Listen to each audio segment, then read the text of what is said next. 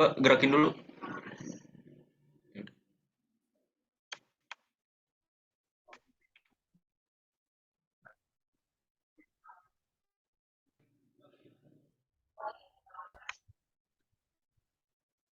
Assalamualaikum warahmatullahi wabarakatuh. Puji syukur marilah kita panjatkan kepada Allah Subhanahu wa taala dan salawat serta salam semoga tetap tercurahkan pada Rasulullah Muhammad Shallallahu alaihi wasallam. Pada kali ini kelompok kami akan mendiskusikan dan mempresentasikan tentang dinamika kebudayaan dan peradaban Islam. Sebelumnya saya akan memperkenalkan anggota kelompok kami. Saya Vira Fauzianum. Saya Melia Putri Mulya. Saya Ihsan Afigen Suparman. Saya Rifki Adeha. Saya Arya Musyafa Arif. Saya Ikhlas Pasabila. Saya Larissa Tirta Sumakumala Putri. Baiklah, langsung saja pada pemaparan materi pertama yang akan disampaikan oleh Saudara Adha. Saya persilakan untuk Saudara Adha. Oke, yang pertama kita akan membahas ilmu pengetahuan dalam perspektif Islam. Kata ilmu sendiri berasal dari bahasa Arab, yaitu masdar, dari alima ya'lamu berarti tahu atau mengetahui. Sementara menurut istilah, ilmu diartikan idoroku syai bihaqi qotih, yang artinya mengetahui secara hakiki. Allah Subhanahu wa Ta'ala memberikan keistimewaan kepada manusia, ialah berakal. Dengan diturunkan wahyu pertama kepada Nabi Muhammad SAW dalam surat Al-Alaq, yaitu ayat 1-5, yang berbunyi, Iqra bismi rabbikal ladzi khalaq. Khalaqal insana min 'alaq. Iqra rabbukal akram. Alladzi 'allama bil qalam. 'Allamal insana ma lam ya'lam. Artinya, bacalah dengan menyebut nama Tuhanmu yang menciptakan. Dia menciptakan manusia dari gumpalan darah.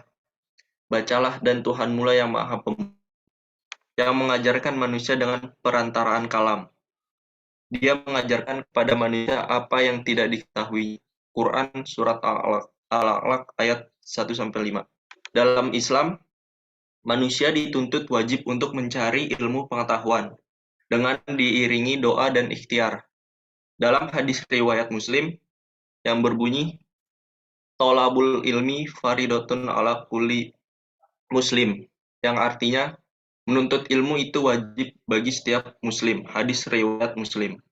Rasulullah SAW memperintahkan kita untuk menuntut ilmu sejauh-jauh hingga ke negeri Cina.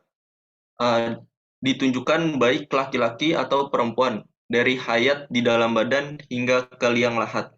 Maksudnya, menuntut ilmu dalam Islam wajib dilakukan bagi umat, tidak mengenal usia hingga batasannya saat di dalam kubur. Utlubul ilma minal mahdi ilal lahdi, artinya tuntutlah ilmu sejak dari buayan sampai liang lahat.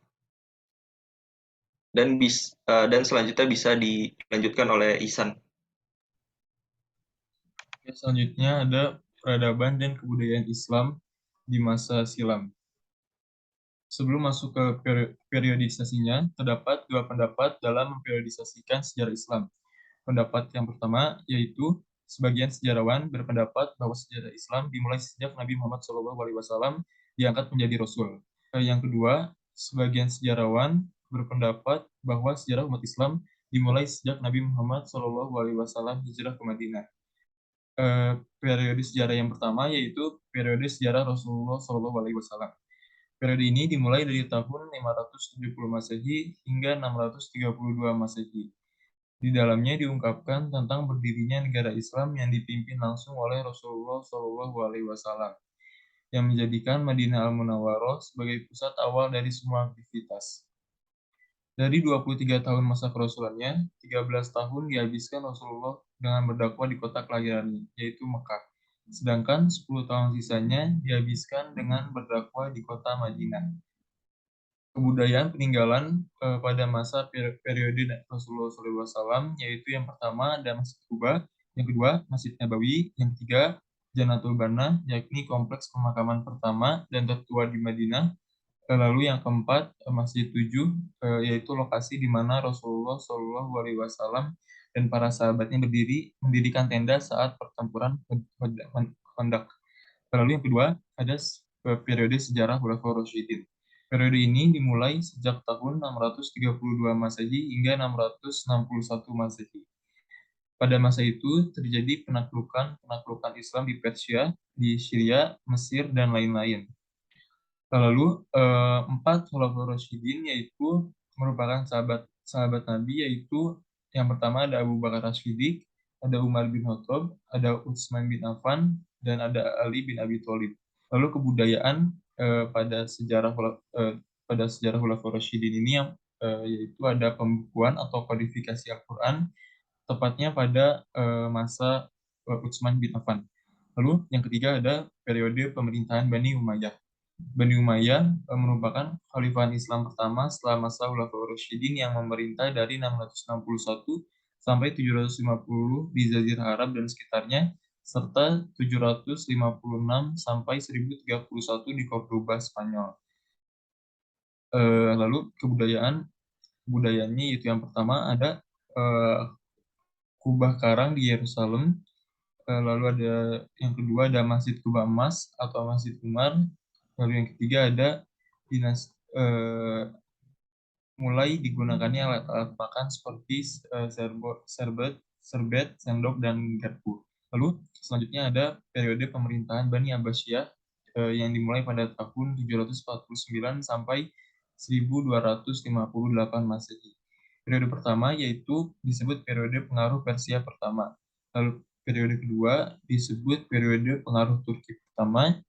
Lalu periode ketiga itu merupakan masa kekuasaan dinasti Bani Buai dalam pemerintahan Khilafah Abbasiyah atau disebut juga masa pengaruh Persia kedua. Lalu periode keempat yaitu masa kekuasaan Daulah Bani Seljuk dalam pemerintahan Khilafah Abbasiyah, disebut juga dengan masa pengaruh Turki kedua. Lalu periode kelima yaitu masa khalifah bebas dari pengaruh dinasti lain. Tetapi kekuasaannya itu hanya efektif di sekitar Baghdad dan diakhiri oleh invasi dari bangsa Mongol. Kebudayaan yang dihasilkan dari pemerintahan Bani Abbasiyah ini yang pertama ada Baitul Hikmah, lalu yang kedua ada Menara Maghfir. Selanjutnya akan dijelaskan oleh teman saya.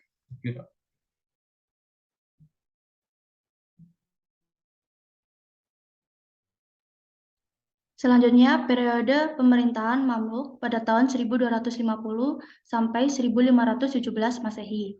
Pemerintahan Mamluk dimulai sejak tahun 648 sampai 923 Hijriah.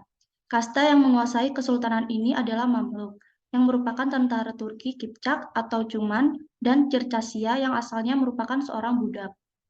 Gerakan sejarah Islam yang paling penting di masa ini adalah berhasil dibendungnya gelombang penyerbuan pasukan Mongolia ke beberapa belahan negeri Islam. Kebudayaan yang dihasilkan diantaranya The Katalog karya Ibnu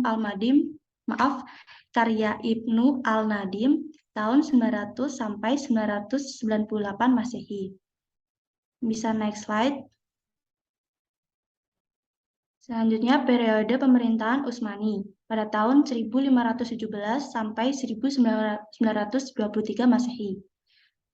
Pada awal pemerintahan ini telah berhasil melakukan ekspansi wilayah Islam terutama di kawasan Eropa Timur. Salah satu goresan sejarah paling agung yang berhasil dilakukan oleh pemerintahan Utsmani adalah ditaklukkannya Konstantinopel yang merupakan ibu kota Imperium Romawi. Kebudayaan yang dihasilkan adalah Masjid Biru atau Masjid Sultan Ahmed, Masjid Sulaiman, dan Istana Topkapi. Selanjutnya, periode dunia Islam kontemporer pada tahun 1922 sampai 2000 Masehi. Periode ini dimulai sejak tahun 1342 sampai 1420 Hijriah. Periode ini merupakan masa sejarah umat Islam sejak berakhirnya masa dinasti Turki Utsmani hingga perjalanan sejarah umat Islam pada masa sekarang. Baik, materi selanjutnya akan dijelaskan teman saya, Amelia.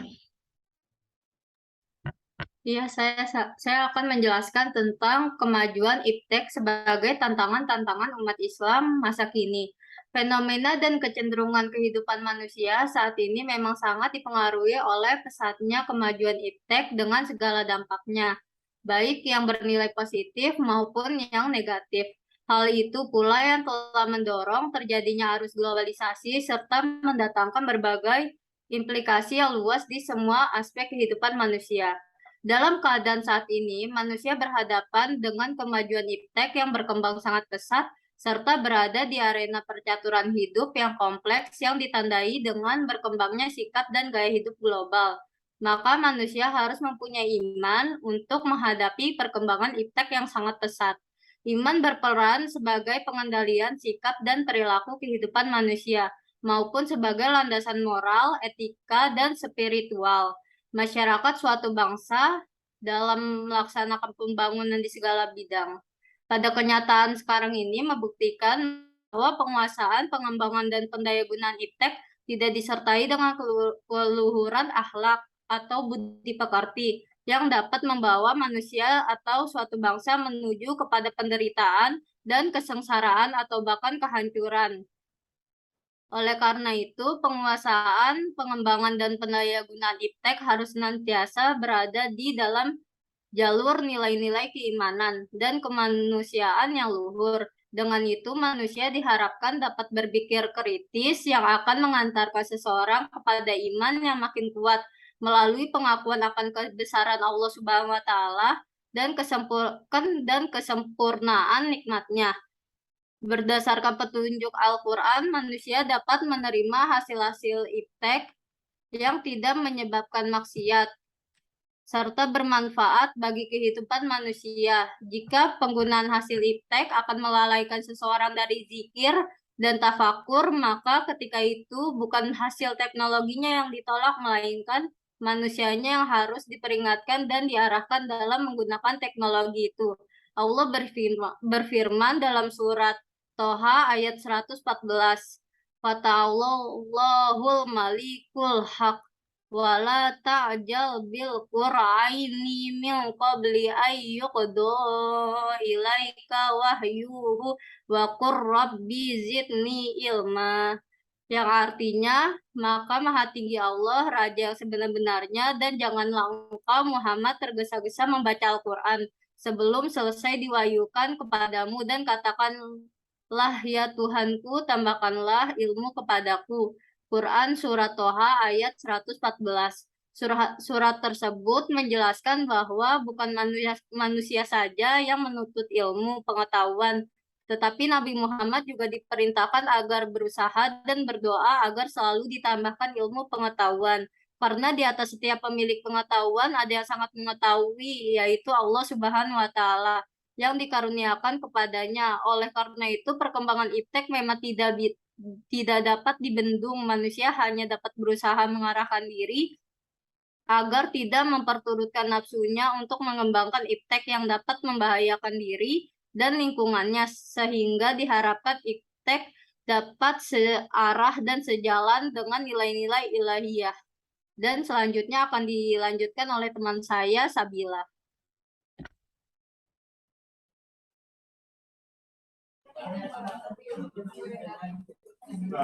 Selanjutnya, saya akan menjelaskan mengenai jejak peradaban Islam dalam kebudayaan Indonesia. Islam masuk ke Indonesia tidak dalam keadaan hampa budaya, namun telah ada kebudayaan lokal di dalamnya yang telah berkembang di masyarakat sehingga terjadi akulturasi pada kebudayaan Islam yang masuk saat itu. Saat itu ajaran agama Islam di Indonesia tidak sama dengan ajaran agama Islam yang berada di Timur Tengah, melainkan Islam yang ada di Indonesia bercorak dengan kebudayaan Indonesia itu sendiri. Al-Quran sebagai wahyu Allah dalam pandangan dan keyakinan umat Islam adalah suatu kebenaran yang mutlak. Dengan adanya Hal itu apabila kebenaran yang mutlak tidak akan cukup apabila tidak terjadi tindakan dan interaksi dengan realitas sosial. Menurut Thomas Walker Arnold, sulit menentukan kapan agama Islam masuk ke Indonesia. Sejak abad ke-2, bangsa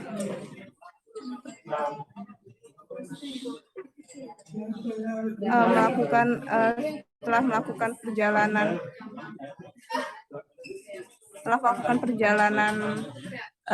perdagangan hingga pada abad ke-7 yang saat itu mengalami perkembangan perdagangan hingga ke negeri Cina.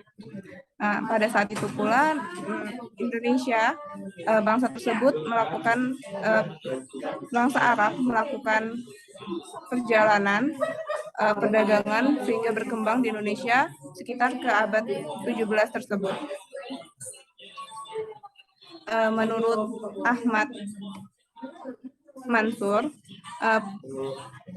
ia mengemukakan bahwa perkembangan perkembangan Islam yang masuk di Indonesia sendiri dibagi menjadi 3 teori besar. Yang pertama itu ada teori Persia,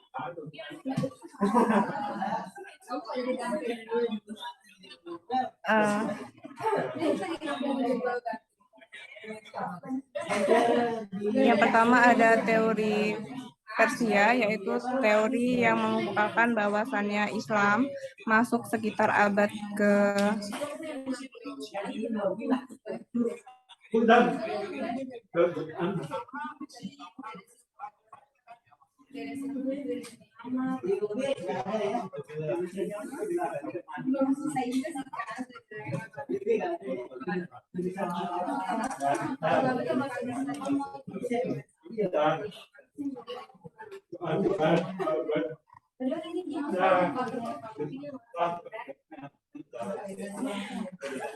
maaf, agak catatan.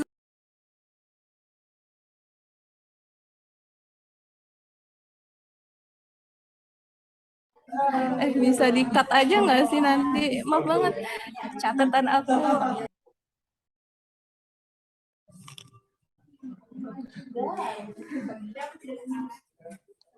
Ahmad Mansur membagi masuknya Islam ke Indonesia ke dalam 3 teori besar, yaitu yang pertama ada teori Gujarat. Teori Gujarat mempercayai bahwasannya Islam masuk ke Indonesia dibawa oleh pedagang Gujarat atau dari India pada abad ke-13. Yang kedua ada teori Mekah. Pada teori ini dipercaya bahwa Islam masuk ke Indonesia dibawa langsung oleh pedagang yang berasal dari Mekah. Nah, teori ini dikemukakan pada abad bahwa Indonesia masuk ke Indonesia pada abad ke-7. Kemudian yang ketiga ada teori Persia. Nah, teori Persia ini Islam masuk ke Indonesia dan berkembang di Indonesia pada sekitar abad ke-13. Dapat dibuktikan dari ditemukannya persamaan hikayat yang ada di Aceh, Melayu, dan bahkan yang berada di Jawa. Kemudian akan dilanjutkan oleh rekan saya.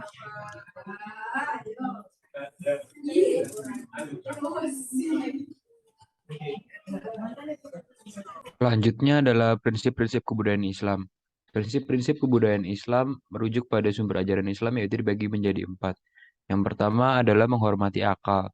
Manusia dengan akalnya bisa membangun kebudayaan baru. Kebudayaan Islam tidak akan menampilkan hal-hal yang dapat merusak manusia.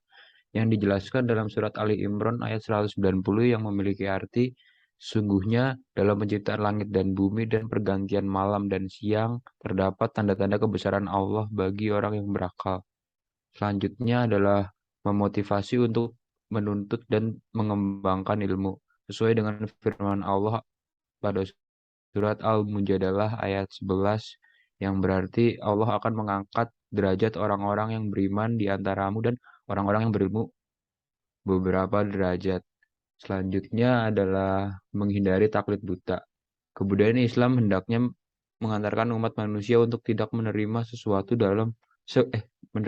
sebelum teliti, sebagaimana telah difirmankan Allah pada surat Al-Isra ayat 36, yaitu yang berarti, dan janganlah kamu mengikuti dari sesuatu yang tidak kamu ketahui, karena pendengaran, penglihatan, dan hati nurani semua itu akan dimintai pertanggungjawaban. Dan yang terakhir itu ada tidak membuat pengerusakan, sesuai dengan surat Al-Qasas ayat 77 yang berarti janganlah kamu berbuat kerusakan di bumi. Sungguh Allah tidak menyukai orang yang berbuat kerusakan. Materi selanjutnya akan dijelaskan oleh rekan saya.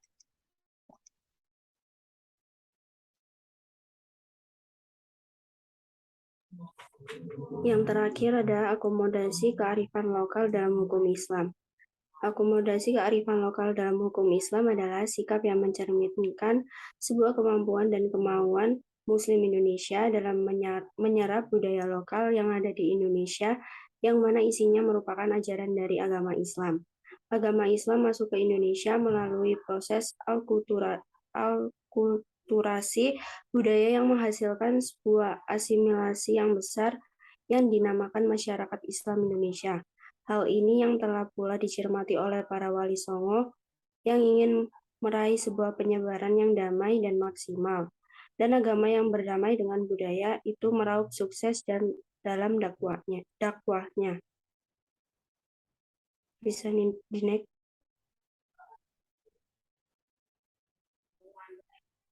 Contoh kearifan lokal yang pertama ada pertunjukan wayang. Pada zaman Hindu, kita mengenal wayang dengan kisah Mahabharata dan Ramayana yang penuh dengan konsep Hindu, yakni Trimurti atau tiga dewa pada masa Wali Songo. Wayang tak serta-merta diberangus dan digantikan oleh budaya Islam seperti gambus atau yang lainnya.